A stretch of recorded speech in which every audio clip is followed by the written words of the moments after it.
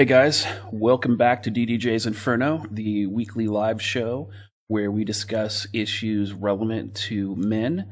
And this week's guest is a random nutter who is a citizen journalist out of the United Kingdom. And then of course with me today I have Lone Wolf as well as Rose helping out in chat and collecting questions. Introduce yourself, guys. Hi there.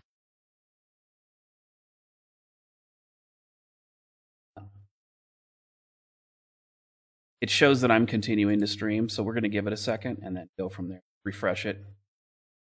Yeah, there we are. We're live. So we had a little bit of a hiccup with the stream, guys, so we're here now. All right, would you like me to repeat any of that? No, I think it'll be okay. It should be on the stream, so it shouldn't be a problem.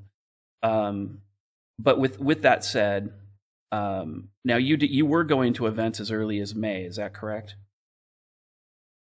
Yeah, the first kind of political event I went along to was the London Forum at the Strand in May. Now that was had a YouTube speaker by the name of Millennial Woes.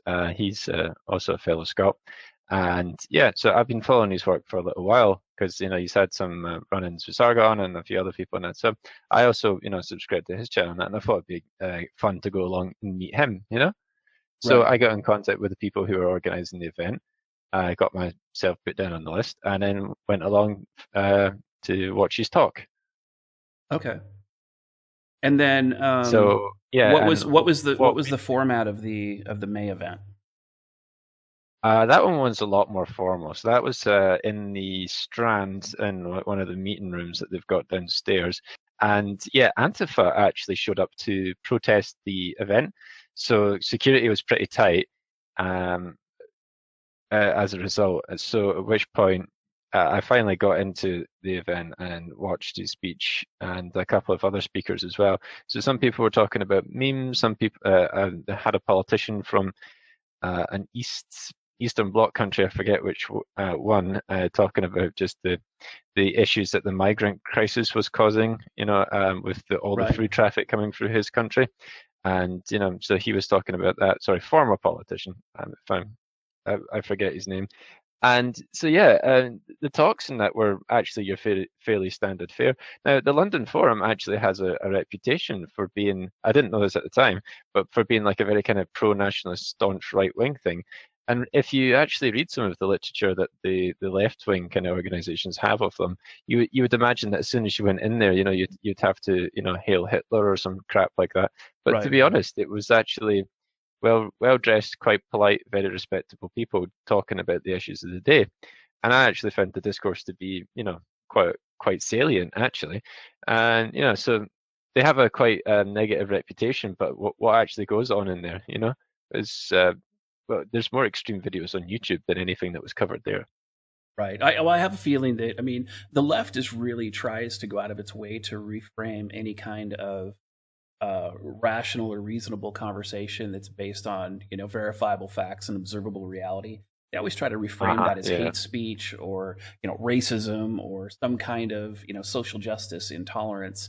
And it gets really frustrating because it's like every time you want to have a platform, when they can't fight you on the facts or they can't debate you on the issues, they go out of their way to deplatform you or they go out of their way to disparage you. And that sort of disingenuousness seems to be a pattern of behavior for them.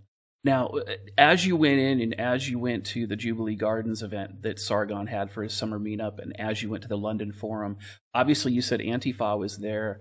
Were they in both places or just in one of them? The only time that Antifa showed up was at the London Forum. Luckily, I avoided contact because I actually showed up a bit late because I was running a bit late that day. So I managed to actually miss that. And also, because I think they were there to protest woes, basically. So they knew him and people in his entourage, but anybody outside of that, they didn't know. So I kind of just slipped on past. Sure. And then, so later on in 2017, it looks like toward the end of the year, you went to Sargon's This Week in Stupid at Conway Hall. Talk about that a little bit.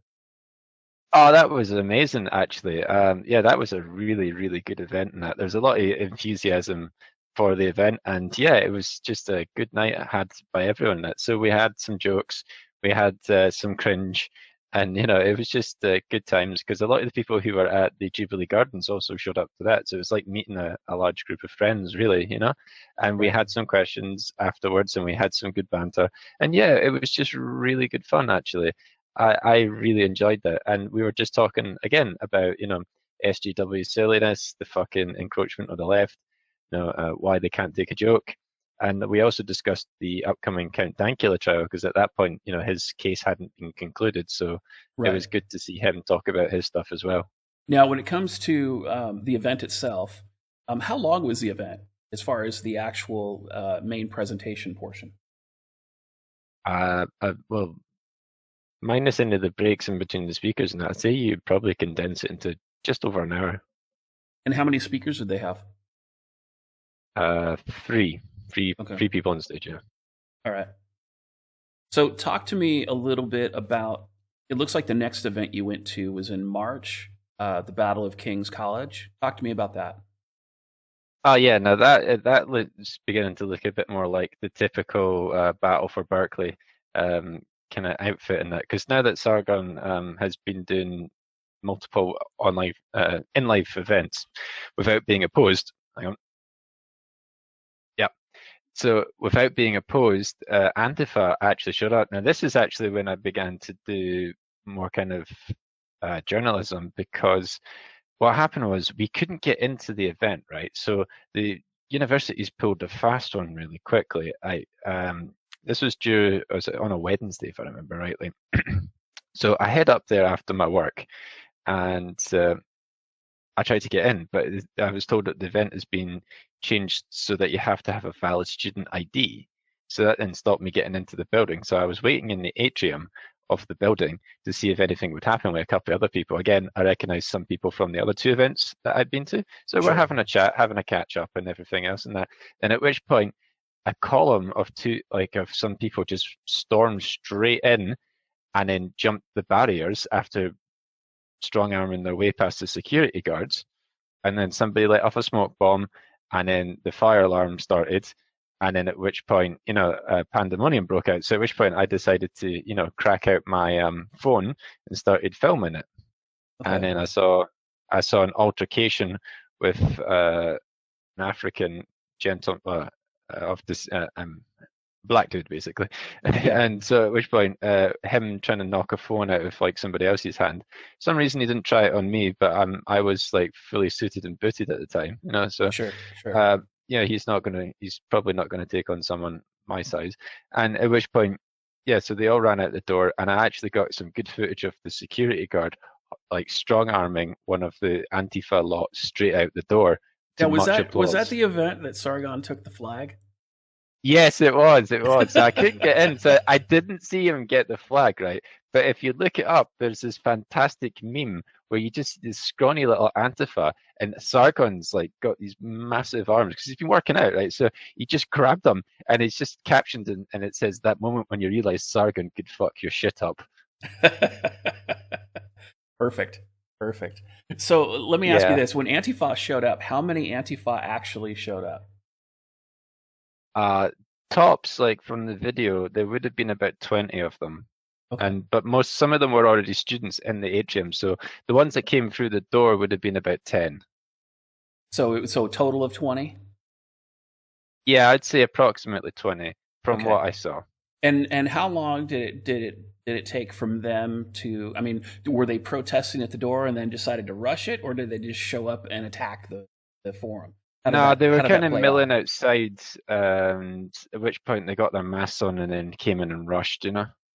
Okay. So then when they were outside, I mean, and how many security guards were there? I mean, There were about 5, but yeah, so they didn't quite know what was happening at the so time. you have 5 security guards and almost 2 dozen Antifa. Did the police ever show up? Oh yeah, they show up all right. Yeah, I mean there was like 5 paddy wagons and multiple police cars came. So yeah, the police showed up and cordoned off the area and began to like grab people and that. So pretty certain that they were arrested at some point. But what happened after that, I don't know. I did give my footage over to one of the event organizers from the Ayn Rand Society to help, like with his pursuit through the police. Right. Yeah, because I could see that being extremely important. So that's kind of Yeah, well, that crazy. guy just fucking straight up assaulted someone, and at which point, the security guard got him out the building, but he straight up tried to assault someone and like smash their phone. So I was just like, nah, that's not cool. Right. Right. Well, and I'm surprised that the security guard would try to escort him to the door as opposed to try to restrain them. Well, the other guy didn't quite make it over the barriers, so the first guy made it over, and then so the first couple made it over, and then the other one who tried to jump, one of the guards grabbed and then began to manhandle him out. And then the guy who tried to, attack the woman who was filming, he ran out the door when he saw that actually the security guards weren't too bothered by the ones that got past the barrier, but they were blocking any further, like from getting in, because there were actually security guards in the room itself where Sargon was. Right. Well, let me ask you this. So, when it came to the speech at King's College in early March of 2018, what was on the agenda for the speech? I mean, obviously Sargon was going to be doing some speaking, but I mean, was it slated as a debate? Was it slated as a conversation? What was going on? Oh yeah, it was going to be a discussion about objectivism from the Ayn Rand perspective versus the kind of more humanistic perspective that Sargon has, and it was run from a representative of the London Ayn Rand Society and Sargon. So, in other words, it sounds like Sargon and the Ayn Rand Society were going to have a potentially have. I mean, obviously, it was going to be a civil conversation, but it also sounds like there was also potential for some disagreement between the two of them as well. Is that a fair assessment? Hmm. Okay, I don't want to go all lobster on you, or wanted to make sure I clarify because you're on the ground and I'm not. So, now, it looks like a couple weeks later, you went to a Tommy Robinson event at Speaker's Corner. Can you talk about that a little bit? Yeah, sure.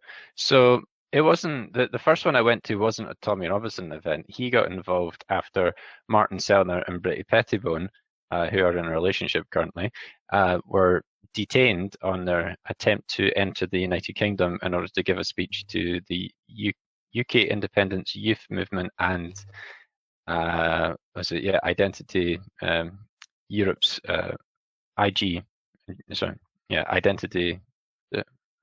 Hang on a second, let me check.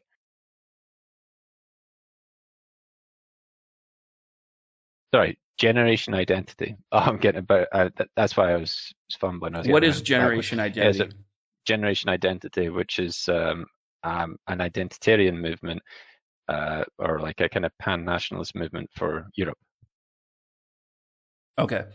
So, and at this point, they basically were discussing kind of a nationalistic sort of thing. They weren't really discussing a whole lot of anything else at that point. Is that accurate, or, or, Well, or what were you aware for of? Martin, no. Say that again. Yeah, Sorry, mate, you're coming through a bit choppy. All right, give me just a quick second.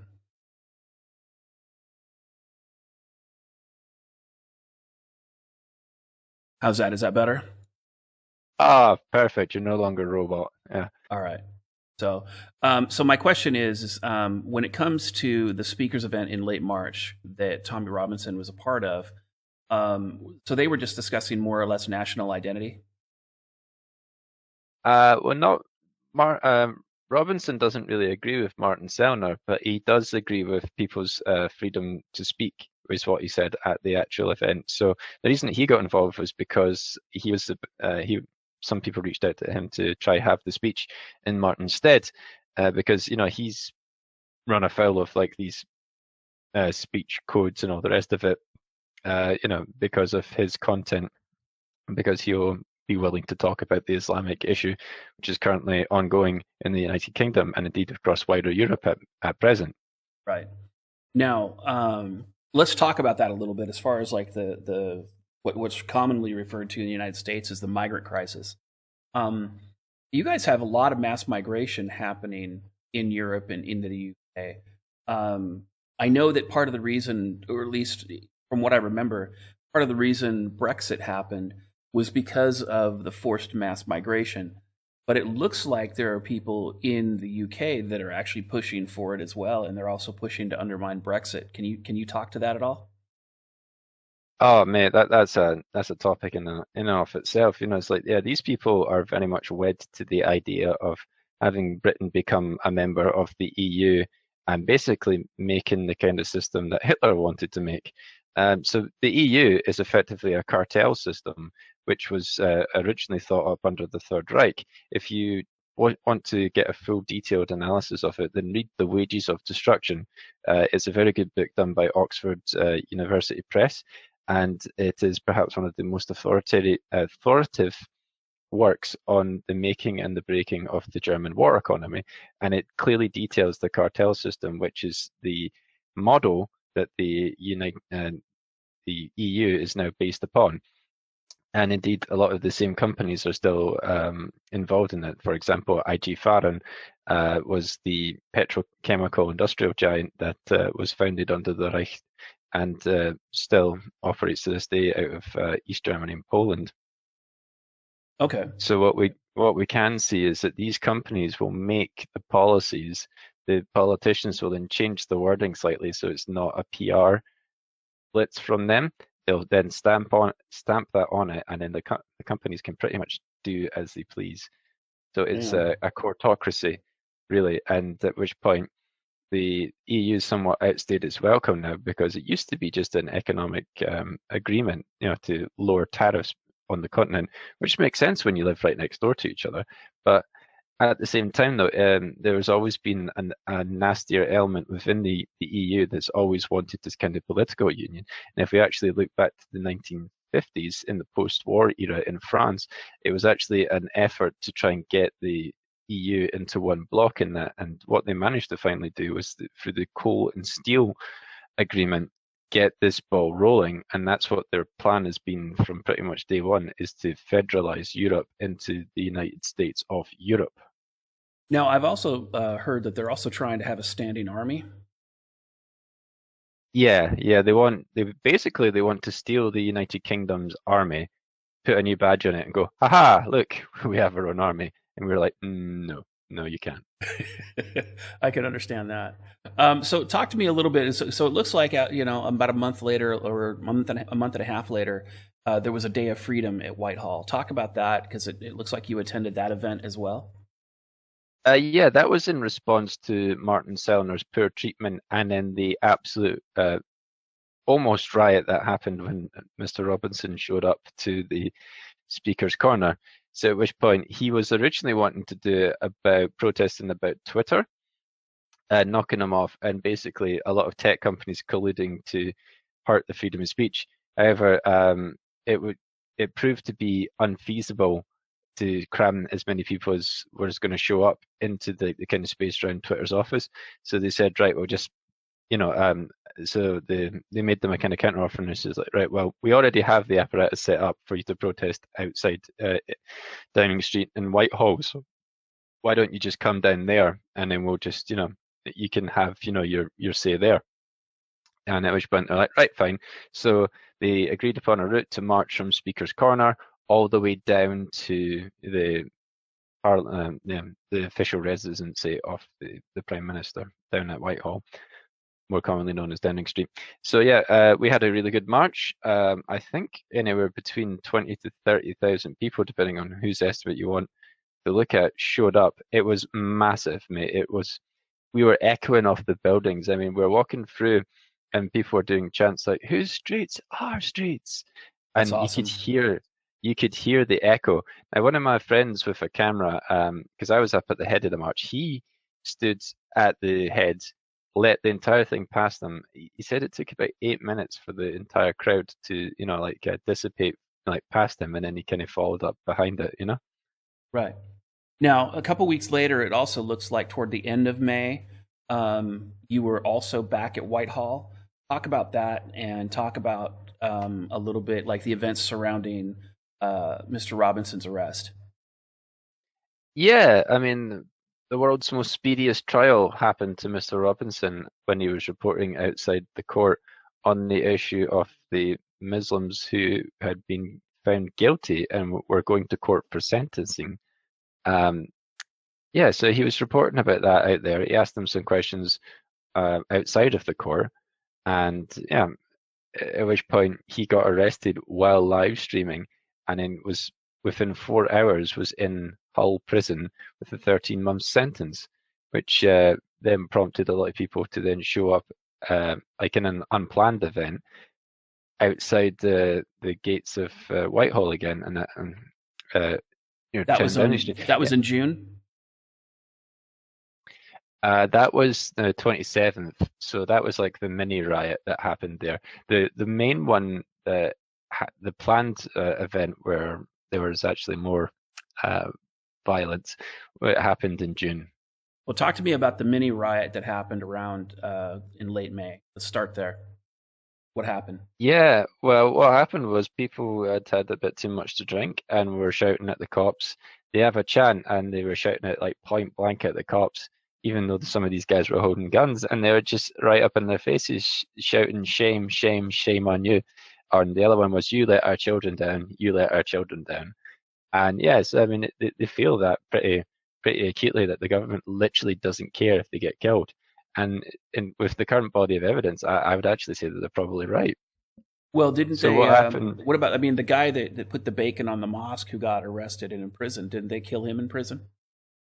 Aye, he was dead within a week after he went into the cells. That's crazy. Yep, Um, death so by establishment. So some people climbed up the gates of the hall, and put a beer can on there, like as a protest, and then spilled some beer about the place. Yeah, so I left just shortly after that because the situation was getting a bit out of control. But luckily, some cooler heads prevailed and then took people away to one of the kind of parks around the corner, and then kind of continued on from there. okay, so that's good. So then we fast forward to June 9th, and it turns out that there was more of a riot there. And talk about that. Oh yeah, I mean that one went off like at the start really, really well. Everyone was quite excited to, be showing up again, voice their opposition to it, and yeah, it showed up quite peaceful in that. However, when people were beginning to disperse, some people decided it'd be a good idea to just start causing trouble, and yeah, they charged the cops. The cops then had to run away, because they were outnumbered quite a bit. And then they decided it'd be a really good idea to stop traffic at Trafalgar Square. So they stormed a bus. I wasn't there for the storming, but I did see people uh, jumping about on the top deck of the bus because unfortunately my camera overheated at that point, so I didn't get any footage. DSLRs are not video cameras. Right. So in other words, they stormed the bus, took over the bus, and then they were jumping up on top of the bus on top of it as well. Aye, they're having a good celebration about it. So at which point I noticed, yeah, and I noticed the police cordon beginning to form around me. So I was like, right. So I grabbed my mate. He's not as aware of, he doesn't have as good situation awareness as myself. So at which point I grabbed him and I was able to stay one step ahead of the police cordon a couple of times he tried to expand it. Right. Yeah, so they kettled the area basically and kept them all in until they all calmed down. Well, let's talk about Tommy Robinson for a little bit. You said that he was doing some citizen reporting about some Muslim migrants. What were they convicted of? Some of them are native born, some of them aren't, but they were all convicted of child grooming and rape, molestation, trafficking, and other related offences. Yeah. So it was human sex trafficking. So yeah, that's what they were convicted for, and Okay. they were getting upset with him because he will actually say the truth. Now, Right. Quilliam, a Muslim think tank, actually went through all of the documents from the court cases for any of the grooming ones that have been brought to light, and about 80% of all of the defendants are named Muhammad, All right. according to Quilliam, and so Now let me ask you a real quick question. So these grooming gangs, I mean, this has been kind of a widespread sort of thing around the UK. So these guys are basically, if I understand correctly, um, they're grooming. They are harassing, they're raping these young kids, and potentially they're sex trafficking. In other words, they're selling them into prostitution. Um, Correct. Yeah. is okay. With that in mind, when you were there at Whitehall when Tommy Robinson got arrested, did you see any feminists anywhere? Did I fuck? Nah, mate. I mean, actually, the majority of the crowds that show up to these things are like working class guys who've had enough watching their country getting, fucking, well, quite literally raped. I mean, I know from working, right, through the grapevine, I met a couple of people, and so this isn't an official statistic and shouldn't be construed as that. But yeah, one of the people who's trying to help some of the victims gave me an estimate that he says that there's at least 1 million victims of grooming within the United Kingdom alone. Oh, I would believe that. I mean, come on, it's been going on for decades, right? I mean, it's been ridiculous. Um, but I guess Yeah, and he also pointed out that what you just asked there, and that he also pointed out that they actually approached some of the feminist charities for help who are supposed to help like rape victims, and none of them wanted to touch it. Jesus Christ, and that's the thing that pisses me off. I mean, obviously hashtag shill alert upper left hand side of the screen. My book, The Feminist Lie, it was never about equality. This is just one more example of a scenario where all these feminists fucking virtue signal. They hashtag Me Too. They run around and they complain about how everybody's getting sexually harassed and about how everybody's being trafficked. In other words, they're trading sex for parts in movies and parts in commercials and all this other stuff.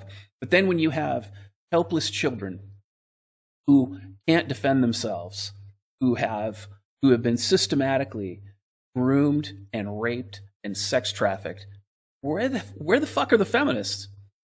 They're nowhere. The feminists are nowhere. And more importantly, when you go to the feminists and you say, "Oh, well, hey, isn't this like your job? Aren't you supposed to protect these people?" They won't do it.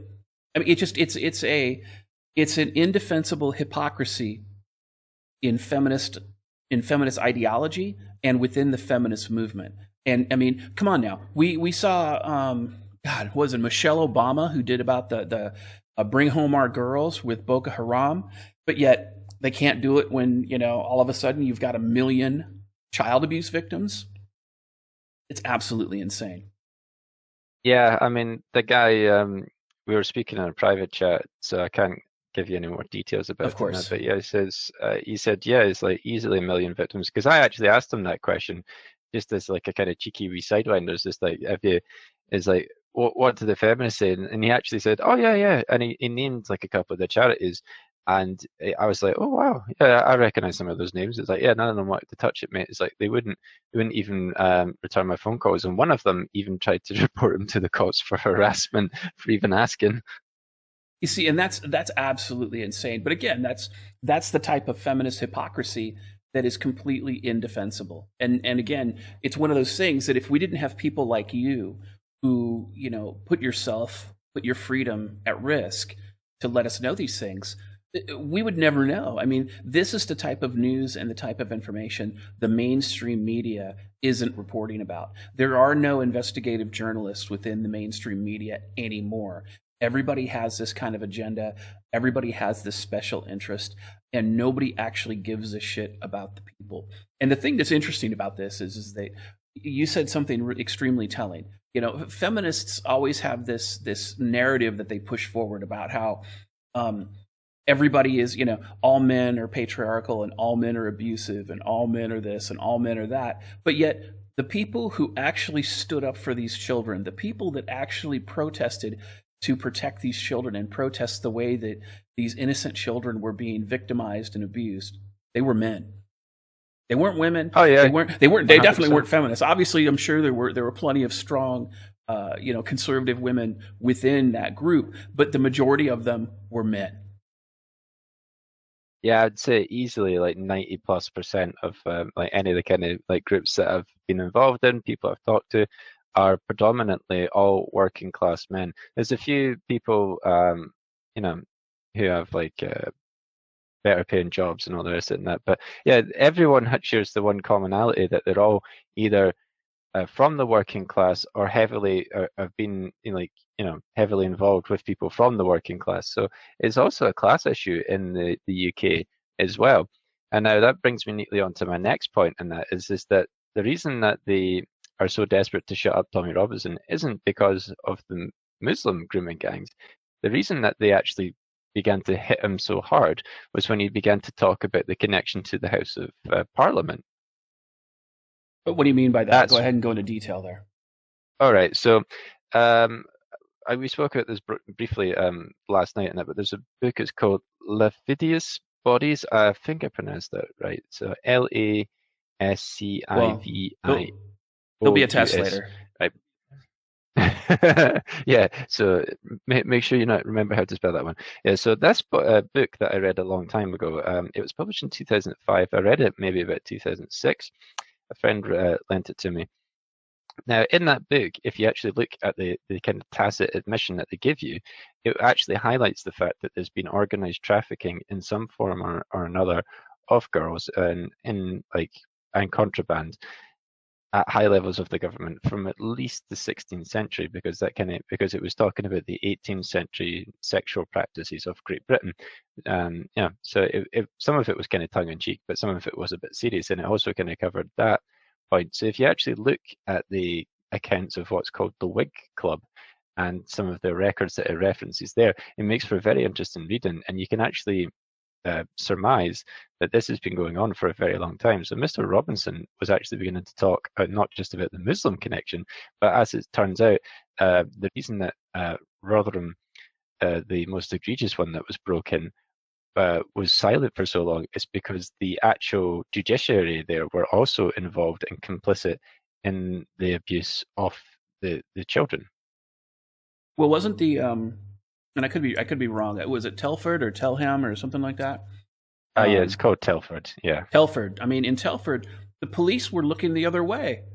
They knew that these children were being trafficked.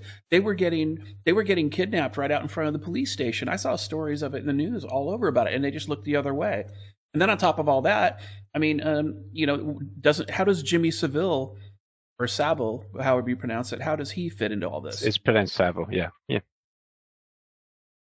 Right. Well, Savile is kind of an interesting case in that. Now, who you want to refer to for the Savile stuff is an outfit about the only respectable set of journalists in the country right now.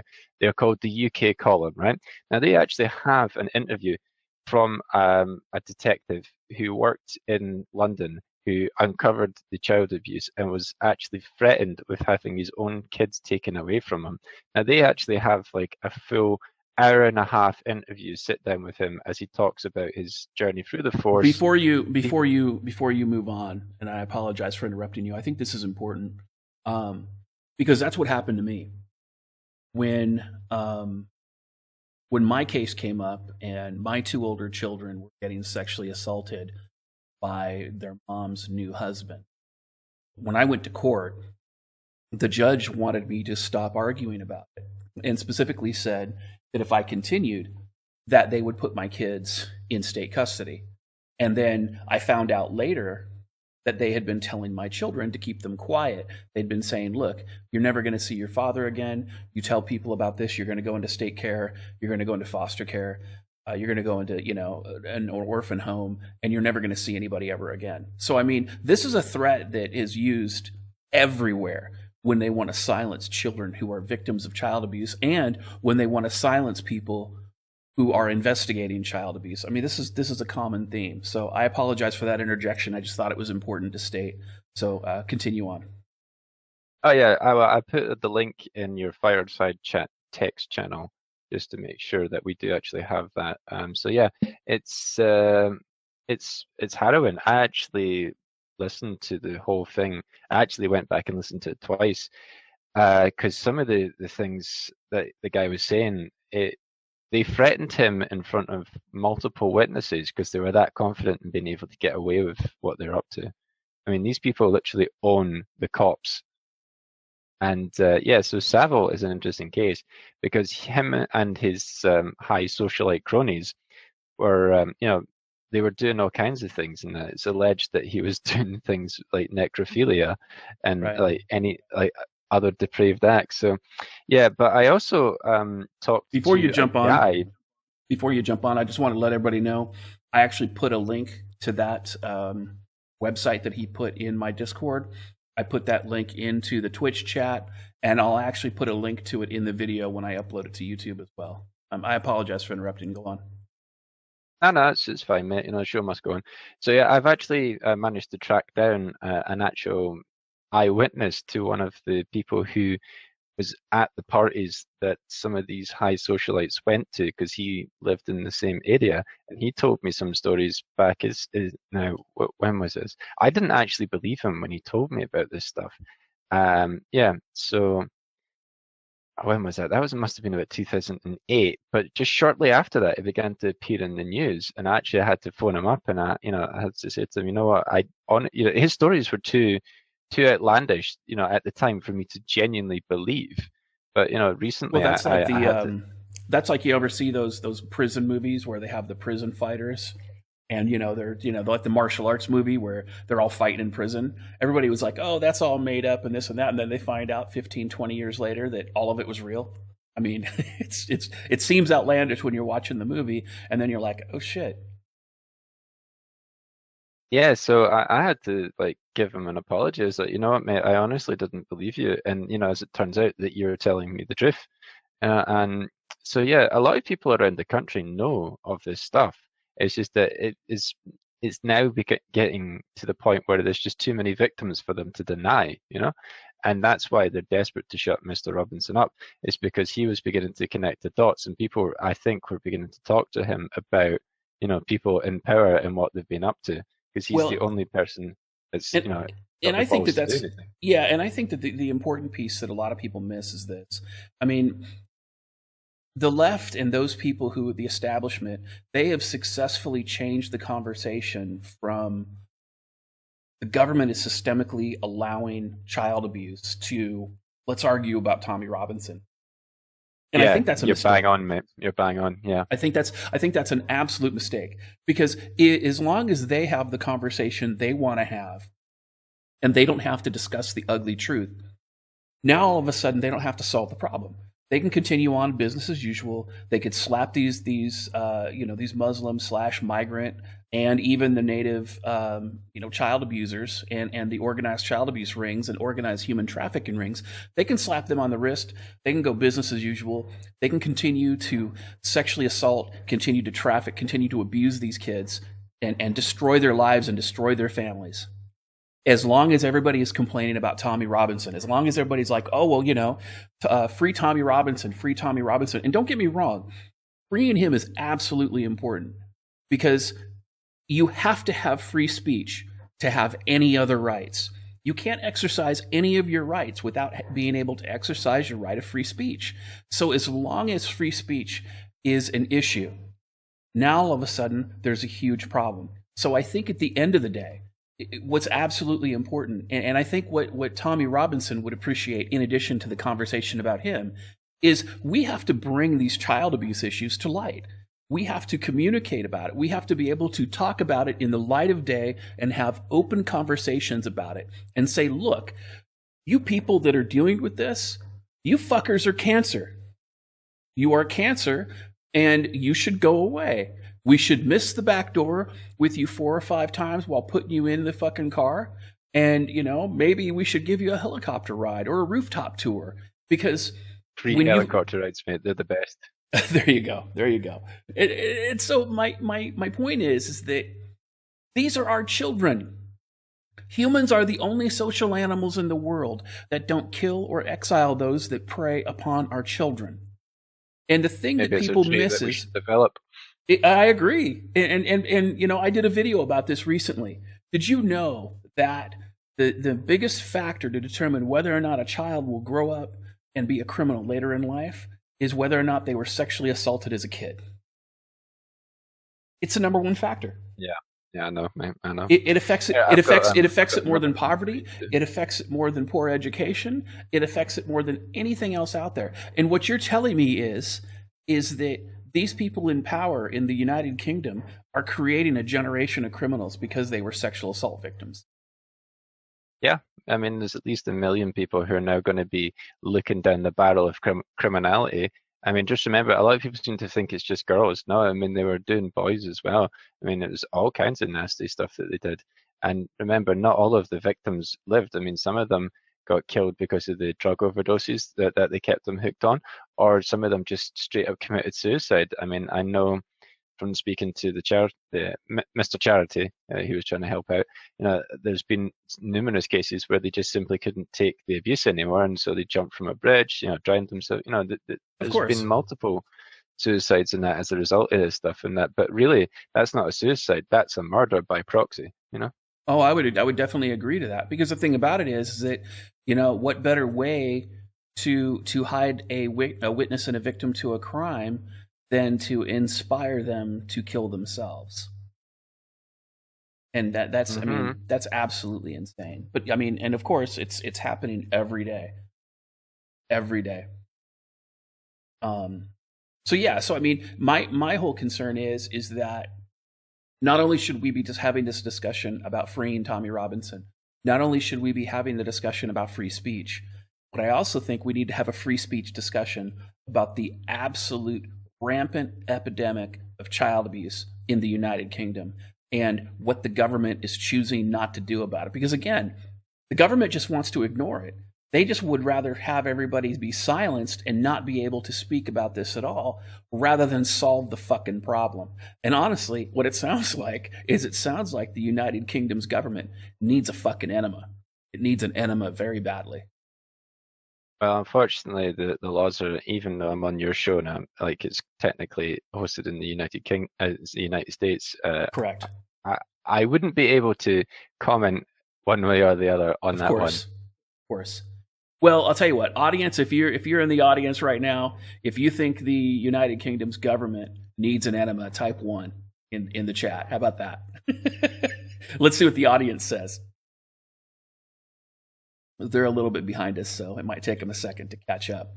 But yeah, I mean, it just sounds absolutely crazy. Absolutely crazy. And it's one of those scenarios where, we have to say something about it, because if we don't speak for our children and we don't speak for the next generation, or anything of value out of that as well. That's our society. I mean, our children are our future. They're the people who take us to the next generation. And if you don't catch them and fix them and mentor them by a certain age, they're a lost generation. For those people who don't know, and I always bring him up, Yuri Bezimov, and he talks about how social justice indoctrinates children and indoctrinates the younger generations. And if you allow this indoctrination to occur by a certain age, those kids are lost. And so now you have to work on the generation after them. And I think that's the sad part about it, is because you have to be able to do this over the course of 15 to 25 years. It's not an overnight process. And now you see social justice warriors and you see feminists and everybody else just sitting by complicit in this epidemic of child abuse in the United Kingdom. And I hold feminists absolutely responsible for this, because they had a chance to fix it. People came to the feminist movement and they said, help us protect these children. And what did the feminists do in response? They reported to the police and then, such and such is harassing me, because they couldn't handle doing the job that they said that's what they wanted to do. They could wear the fucking pussy hat, but they can't walk the walk. But what I do know for certain in that. Well, but here's the thing: allegedly or not, if you have to understand that when it comes to people's words and people's actions, you have to be able to match them. The United Kingdom has a huge feminist movement. It has an absolute huge feminist movement. Yet, when it came to protesting these grooming gangs, when it came to protesting all these people who were abusing these children, and when it came to supporting those who spoke out against all of this, the feminist silence was deafening. Yeah, even without anybody's interpersonal behavior, I find it very hard that this many kids have been abused and none of the kind of shelter charities knew anything about it. They might have participated in it. I mean, in the United States, we have child protective services workers all the time who will go and kidnap children from people's homes, and then they'll sell them into adoption. And so, during the day, they're a child protective services worker, and then in the evening, they're moonlighting for an adoption agency. So they have a vested interest in doing this, and definitely a conflict of interest. So if some of these CPS workers are being paid off, or if they're participating, how is anybody to know? I mean, like I said, with the Telford stuff that happened, the police knew. They actually, when the report came out, the police were actually aware of what was going on, and they looked the other way, and some of them were even paid off. Yeah, yeah. And speaking about Mr. Savile and that, though, a little fun trivia fact for you in that when the Nazis took over Jersey Island, they actually found evidence of child abuse going on the island. And after the World War II was concluded, they went right back at it in the same hotel. Jesus Christ. Yep. That's absolutely crazy. Well, let me ask you this. I mean, we're about the 45, 50-minute mark. I think we're kind of getting to a point where we can open up the Q&A. Did you have anything else you want to cover before we got there? No, that's it. I mean, I reached out to you in that because I knew that you had like quite a reasonable platform, and you were about one of the few people that actually said, yeah, it's not just about Tony Robinson. So you know, that's kind of why I'm here in that, because it's good to be involved in trying to help them out, and there are people who are dedicated to that cause, but there is a much wider issue here to be solved. And I think that everyone's kind of picking apart like bits of it, but there's very few people who are actually just calling it out for what it is. This is a child abuse factory to make more people to then put into like their social justice machine. They are deliberately trying to create customers for their services, as it were. And this is, what they are trying to stop. Now, the last bit that I wanted to cover was Article 13 has the capacity to render the internet in Europe complete and utterly neutered. Yeah, talk about that a little bit, because I know I watched a Tim Pool video about it, and I believe Jeremy from the Quartering talked a little bit about it. Go ahead and let's just touch on that a little real quick. Yeah, well, basically what they're demanding is a China-style filtering. Sorry, let me clarify. Right, in China, you can't just upload something to any kind of publicly available service, right? That service is responsible for whatever its users upload onto it. Thus, the state uses the threat of legislation and the police forces, security forces, to keep their, like, for example, their Facebooks, their Amazons in line, right? So that means that if a user uploads something that's critical of the government, they won't punish the user at first. They'll punish the provider, as in, you gave them an avenue to criticize us. Why did you do this, fam? Right? So that's what they do. Basically, Article 13 is a slightly watered down but no less pernicious version of the Chinese style system of censorship.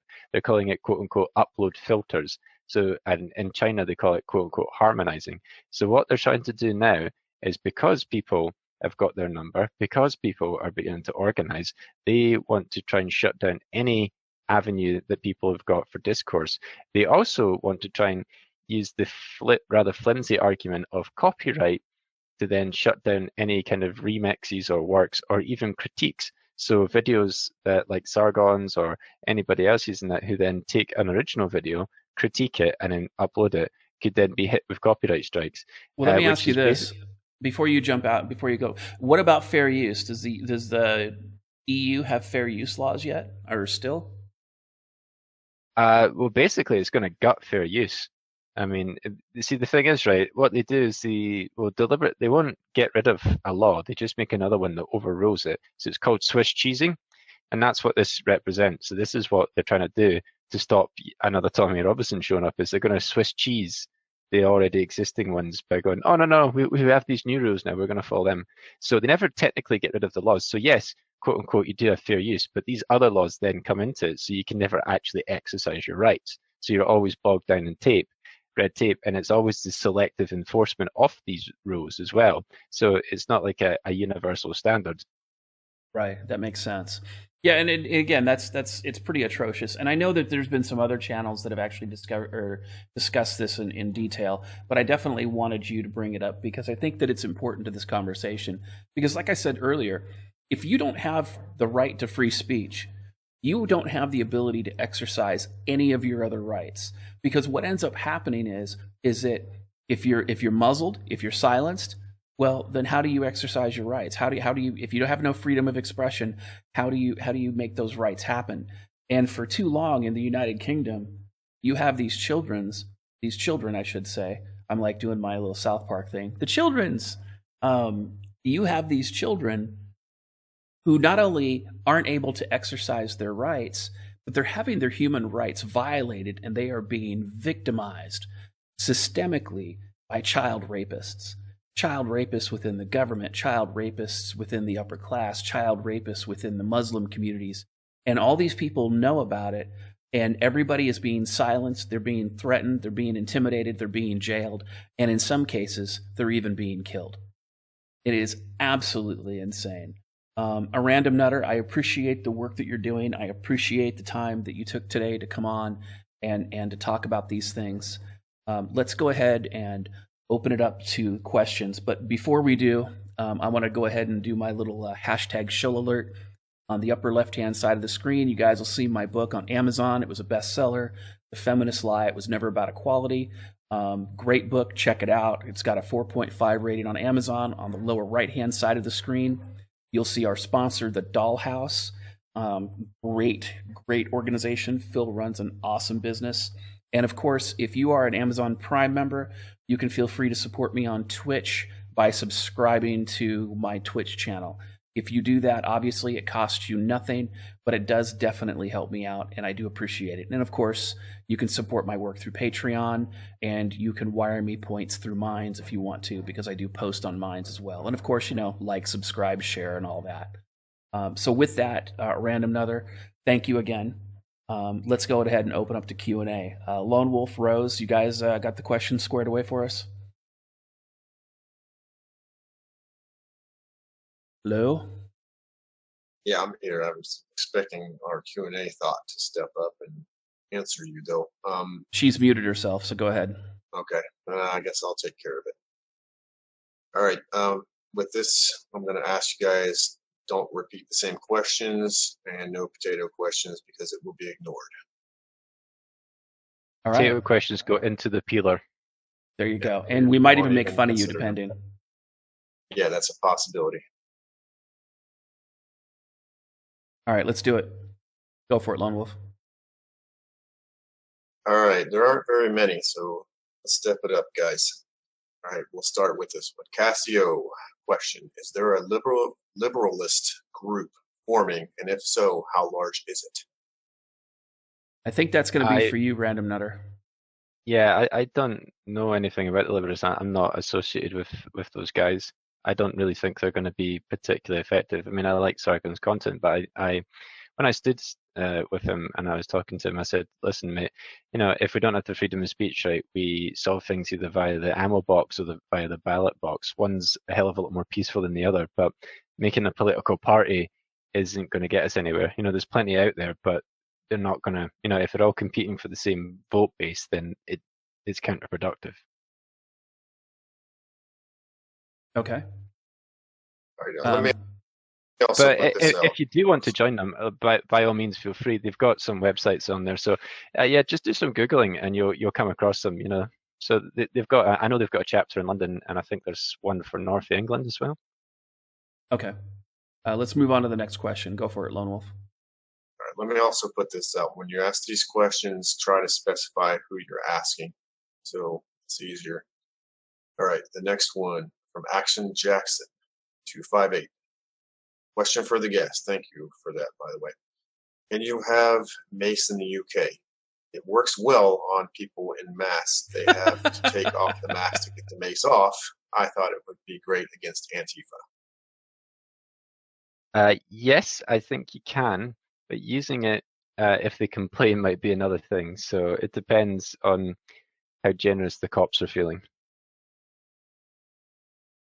All right. Next question. Easy. All right, this one's from Feeding the Cat. Question: DDJ, where do you see the UK in 50 years? I've asked you in private about this a while back, but if you can share your thoughts with everyone, it would be appreciated. Sure. Also, before we get started, just to let everybody know, Feeding the Cat is featured in TFM's new book, Sweet Corn and Ass, available on Amazon. Hashtag show alert. Hey, Feeding the Cat. You're coming in really choppy. All right, give me just a quick second.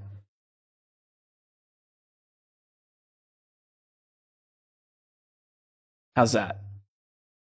Better. All right. So as I was saying, Sweet Corn and Ass features Feeding the Cat. It's on Amazon. TFM wrote the book. It's awesome. You should buy it. Over 1,000 copies have been sold. It's very, very great. I think it's even in the romance section. Again, Sweet Corn and Ass. All right. So your question: where do I see the UK in 50 years? I honestly see UK taking over. I see the migration when it comes to the migration in UK, and it comes to the migration happening in Europe, as well as some of the migration happening in Australia. I see it as a form of Muslim jihad. And I know other people have discussed this as well, which is part of the reason I base my opinion on it. Also, I've seen marches where the Muslim people have been marching, and they basically have been telling everybody that they're going to conquer them by replacing them. In other words, by having children and by just flooding the country with Muslims to take it over.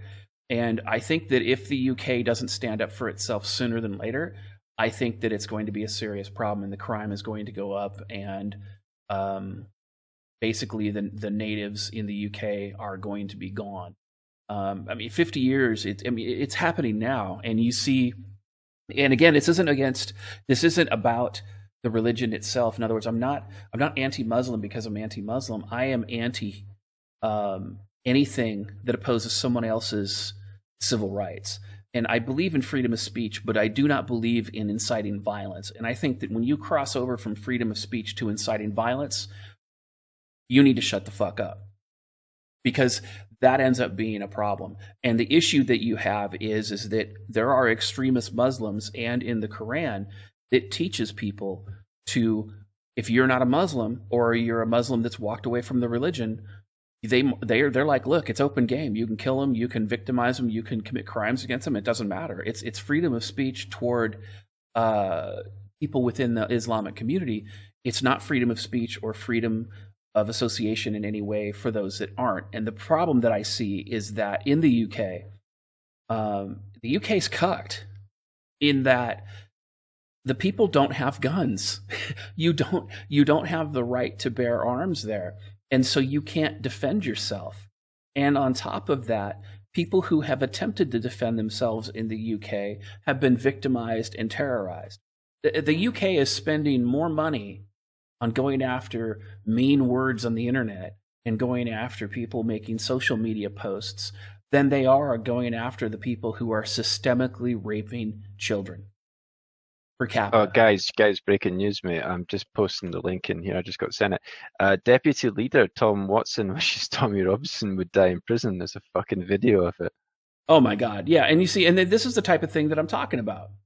This is exactly the type of thing I'm talking about. They're like, holy shit, we don't want to handle it. Let's just kill them. Let's just kill them so we can continue, raping our kids. Let's just kill them so that we can continue dealing with that. So yeah, so in 50 years, I honestly don't see the UK where it is today, or even how it was 15, 20 years ago. And I think that it's an issue. And I think that unless people are willing to stand up to this in mass, and they're willing to make sacrifices, I think the UK as well as the EU is lost. But Kat, save yourself. Come to the US. Yeah. I know we don't drink as much tea or eat spotted dick here. Right. We'll pour you a bowl of milk. Yeah, we'll pour you a bowl of milk. You can come on, hang out with us for a little bit, and then I'll grab Kat on my way out. There you go. All right, next question. Get some catnip for him and put him in the box. All right, the next question is from Halo Man 1345. DDJ, what are some examples of out-crazying an emotional person? I don't know, because I usually walk away. Like if I see somebody who's going and like actually being emotional and dealing with them in that way, I just walk away. I can tell you one example that TFM uses, and I think it's absolutely perfect, is I think that everybody should identify as a masculine presenting transgender lesbian. They should be using the women's showers. They should be going to the women's only locations. They should be joining feminist organizations. And then when all these people reject them, they should sue them into the Stone Ages. So that's one way to out crazy people. And I think it's a way to strike back at feminism just for all the harassment that they give. Next question. Okay, I'm gonna have to retract that. It looks like somebody trying to get some fake news, but the guy looks incredibly like him. Okay, so it's not him. It's man. just a scam. Yeah, some people are trying to drum up fake news. So it looks it's a damn fine imposter, but it's not quite him. All right. Well, we'll ignore that for now. And again, that's the other thing that we got to worry about too. Is that there's so much disinformation out there now that we have to be able to verify before we start dealing with a lot of this. Because again, mainstream media is not going to report on a lot of this stuff, so we have to be able to do it and verify it ourselves. Lessons learned. I apologize. That's all right. Next time you get slapped. So, all right. Next question.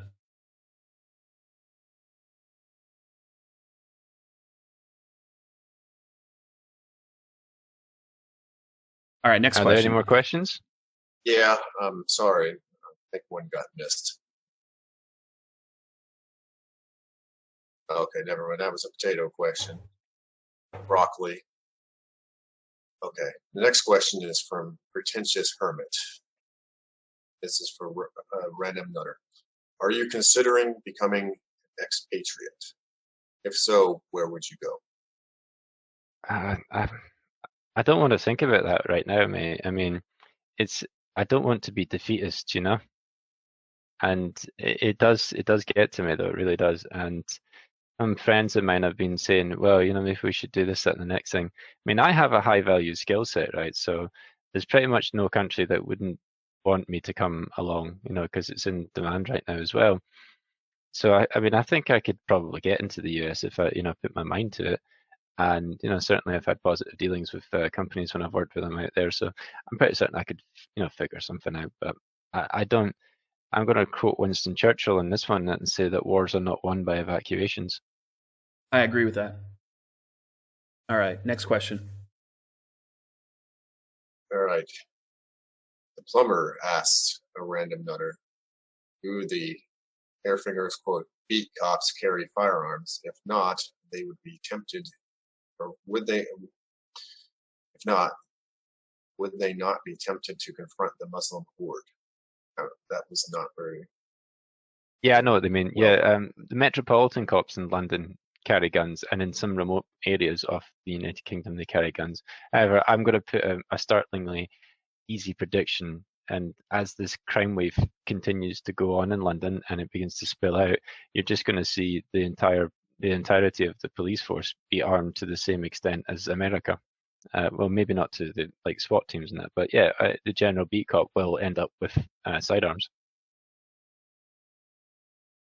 Okay. All right, and please, guys, try to use grammar, because I'm going to start reading your stuff verbatim, and then if this stops making sense, I'm going to try to make sense of it, and that's where I'm going to get locked up. All right, let's do it. The next question is from Cassio again for Random Nutter. Which groups are fighting for the children, and what can we do in the U.S. and elsewhere to step up and help? At the minute, what you can do is raise awareness. See, the thing is, when Tommy got arrested, right, there were protests from all around the world. There were protests about that. I mean, there were even protests in Tel Aviv, So governments know what's up, right?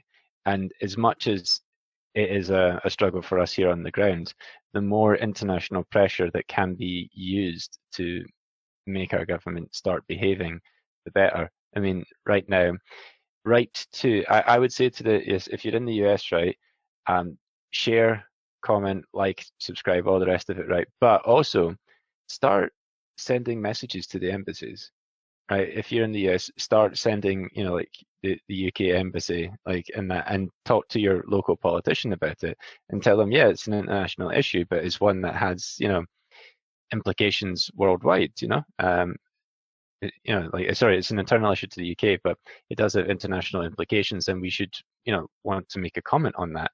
And, because this is clearly an abuse of power and it's happening in a supposedly first world country. I would actually argue that the arrest of Tommy Robinson has actually downgraded us to that of a second world country.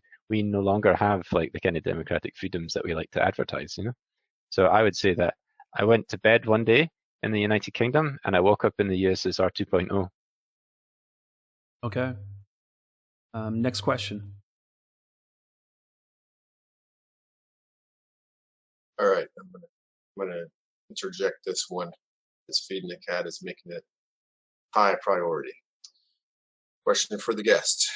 You said that you attended the Day for Freedom event. Did you see Mohammed Hijab and Ali Dawa rallying up the DFA? What are your Actually, thoughts? I know people. Wasn't done. Hey, Apologies. what are your thoughts, and could you fill in the blanks of what happened? I was there, but I didn't see the altercation. Yeah, I actually know people that were point blank with Mr. Aladawa, and so I can actually fill in the blanks quite well. Yeah, so what happened was Miss Lucy Brown invited Ali Dawa, despite Mr. Robinson's objections to such a thing. He then showed up, and at which point the DFLA actually acted as security for that day and got in between him and the stage and told him that he was not invited, he was not welcome, and that he had to leave. At which point he continued to say, "Oh, I'm invited to speak." It's like, "No, you're not." It's like, it's like you're not. And so they explained the situation, and then Ali Dawa quite famously said, "I'm, prepared to die for my beliefs." And apparently, some people wanted to accommodate him, but at which point he was made to leave because the cops were in attendance at this point. Damn, that's pretty crazy. Yeah, well, Miss Brown's kind of an interesting one in that, but yeah, that's the reason that she got fired, was because she caused that situation and it could have tarnished the entire event. So that's why she was handed her P45 shortly afterwards. Okay.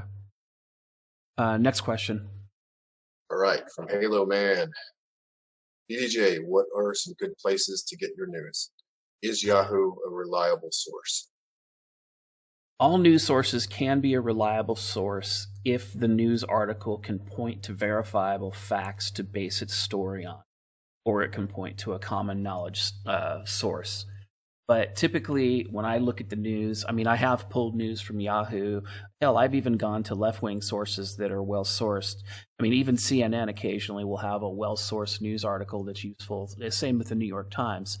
But again, the other thing you want to think about too is, are they publishing the same story? So like if you see the news article about a subject that, let's say it's in 3 newspapers, let's say it's in CNN, it's in the Washington Post, and it's the New York Times, and it's the same article verbatim, word for word.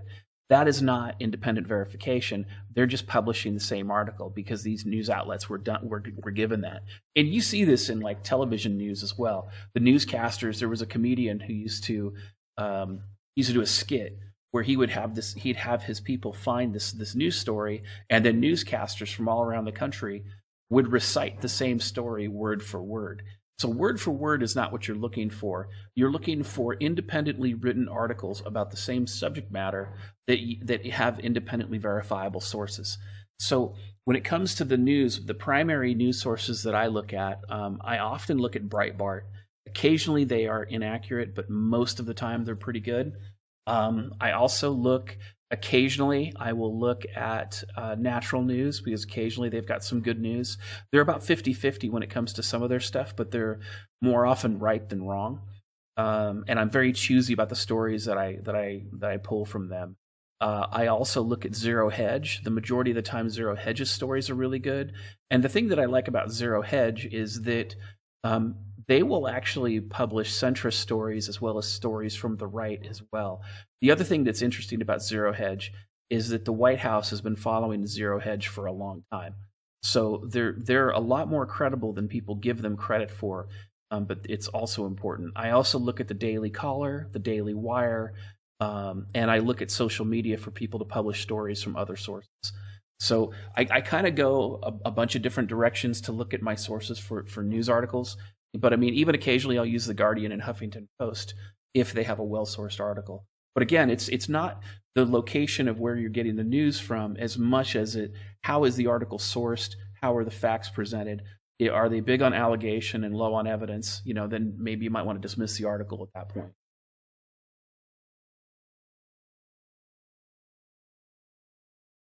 Next question. All right, this one's from Shawnee Crow, and it's for both of you. Is there a point where we need to call for violence now? I think that when it comes to terrorists, I think terrorists, confirmed terrorists, people that are migrating from countries where they absolutely know that they are terrorists, I think those people, they either need to be exported back to their countries or they need to be put down. Because the problem is that I mean, I think what Sadiq Khan said that in London alone they lost track of 400 confirmed terrorists. That's a problem. In Sweden, people came over as refugees. They turned out that they weren't refugees. They were actually terrorists. Then they turned around. They went back to the Middle East and fought. Then when they came back to Sweden, the Swedish government helped them change their identities. This is confirmed. I mean, these aren't just like, hyperbolic accusations. Those terrorists need to be put down, and any government official that helps them hide their identity or refuses to hold them accountable, they need to lose their job and they need to be publicly shamed. Because if you can't secure your country, you don't deserve to have it. And so when it comes to the violence, you respond with reasonable force. So if some dude shows up and he has a knife and he's stabbing people, shoot him in the head. Shoot him in the head and leave his body there for about 20 or 30 minutes as an example to the others. This is what happens when you go after innocent people. This is what happens when you go after citizens. And unfortunately, these people are rabid dogs. They're animals, and they don't see any kind of reasonable, civilized response. I mean, it's not like two guys in the bar getting drunk and having a fist fight and then being friends later. No, these people want to kill everybody.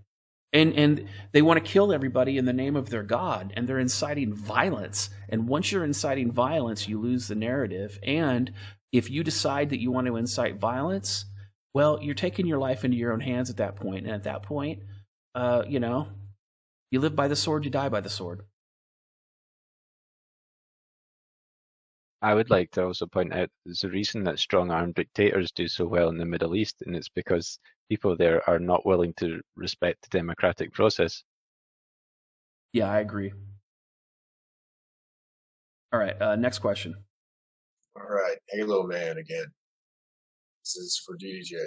Do you believe Robin Williams and Chester Bennington of Lincoln Park committed suicide from marriage?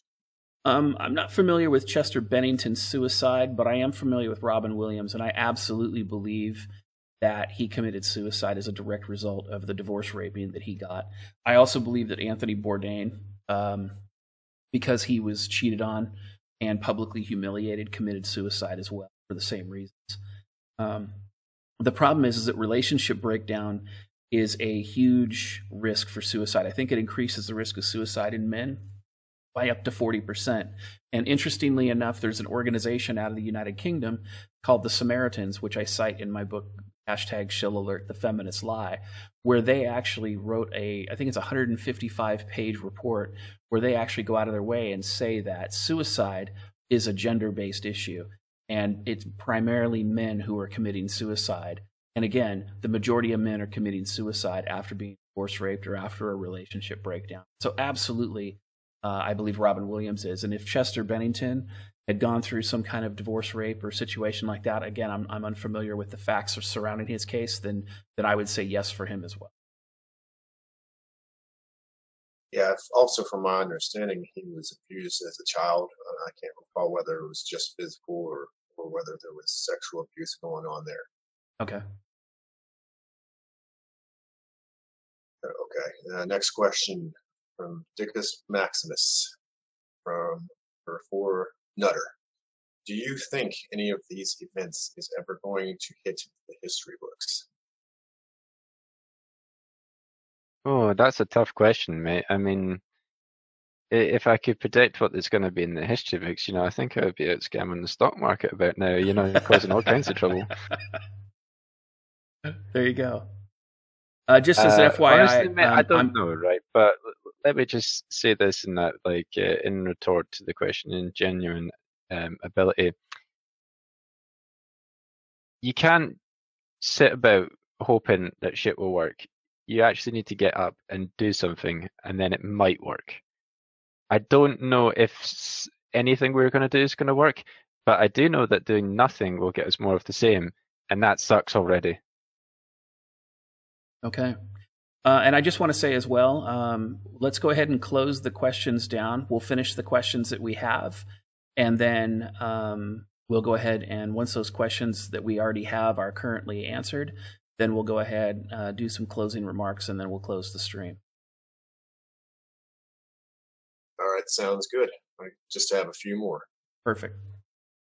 All right, Cool. Next question from Feeding the Energy Exciter. Random Nutter.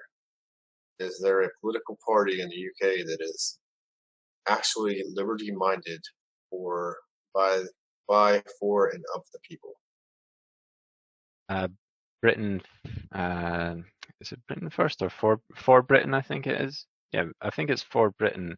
The party that's run by Anne-Marie Waters is about the closest one that you're going to get, really, to actually having the stones to talk about these issues in any meaningful fashion. UKIP's pretty much a spent force at this point.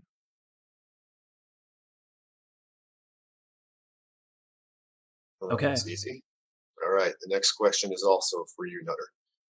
What are your, and it's from Shawnee Crow, by the way. What are your thoughts on the UKIP party? Do you think Dankula is joining it for real? No, he just put a thing out on his Twitter. It says, right, if I get 100,000 retweets for that, I'll do a promo vid for UKIP. Nice. I mean, did you see the video? Right, he's standing there and he says, and there's other benefits too. He puts his hand out. Somebody puts a big bag of coins in it, and he looks dead in the camera. And goes, "Thanks, Israel."